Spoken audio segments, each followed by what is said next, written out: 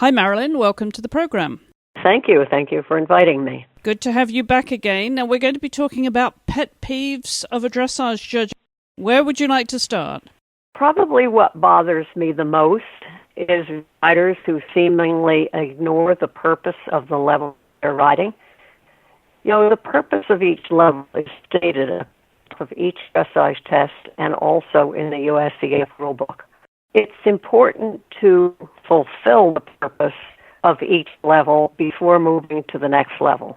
For instance, a horse that at training level is required to move freely forward with a clear rhythm and a steady tempo, accepting contact with the bit. And so it's disconcerting to have a rider come in at first or second level when they haven't truly fulfilled those requirements of training level of having the horse moving freely forward, clear rhythm, steady tempo, and accepting contact. And as one moves up the levels, the requirements get a little more demanding. For instance, at first level, there should be an increased amount of a better, slightly better balance, and an increased amount of engagement and suppleness and throughness, and a more consistence of the contact. And then at second level, that's the beginning of collection, and it's more uphill. It's the beginning of an uphill balance, and it requires the horse to be not just accepting the bit, but reliably on the bit. So to have a horse come in and try to do the movements of second level without having the basic requirements of the level having been met, it's very difficult. We judges like to give as high a score as we can. My philosophy is to give a score that is the best I can. But judges cannot reward poor training or poor basics. And so it comes across sometimes like the judges are being mean, and we're not being mean, we're just being realistic.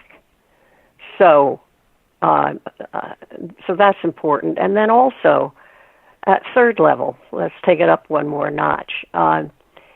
Some people ride third level because they can't ride their horses in a snaffle. And some ride third level because the horse can do flying changes. And they may or may not have the correct basics. So it's important for riders to fulfill the purpose of each level as they move up the ladder. A lack of harmony is a little troublesome. It should look like, when I'm judging a horse, that I would love to go out and ride that horse. It should look like the horse is happy and the rider is happy, and that they're both having fun. So that's another goal to attain.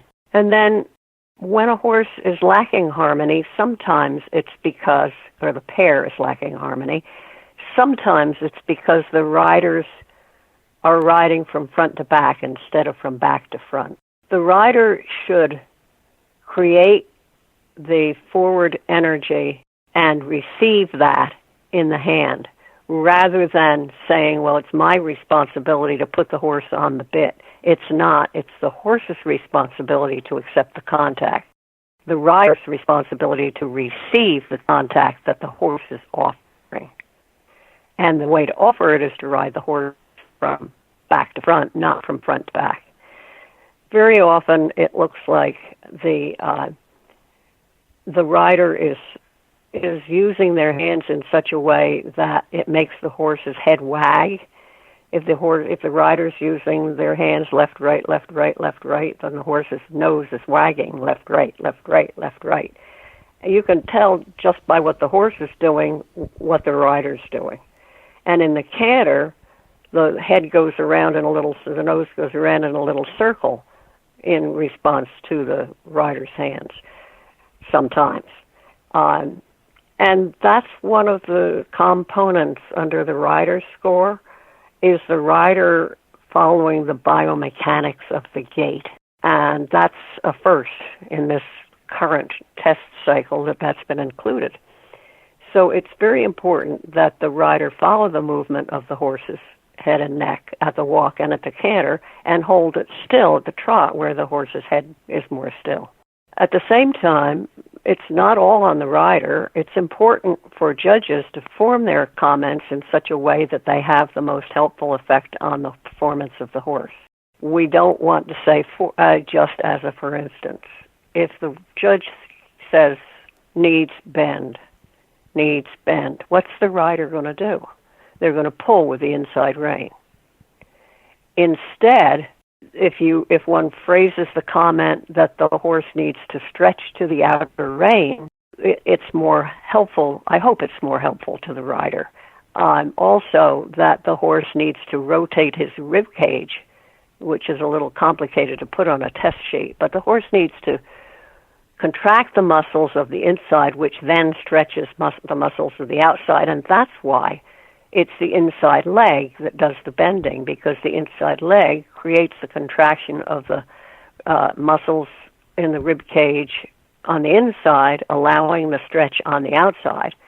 And the hand, the outside hand, you want the horse to stretch into the outside hand, but you mustn't be a rider must not be so restrictive with the outside rein as to prevent the horse from stretching to it.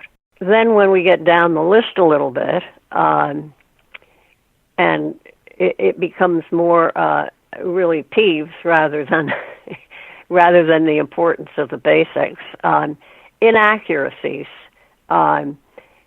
We say that inaccuracy is a modifier, but when the inaccuracy avoids the difficulty of the movement, it becomes more than a modifier. And it's so unnecessary to lose valuable points because of inaccuracies, such as a circle at B or E is usually ridden as a 24 by 20 meter oval, not a true circle. And an understanding of the geometry of the arena and where the letters are placed makes it easy to ride a 20-meter circle.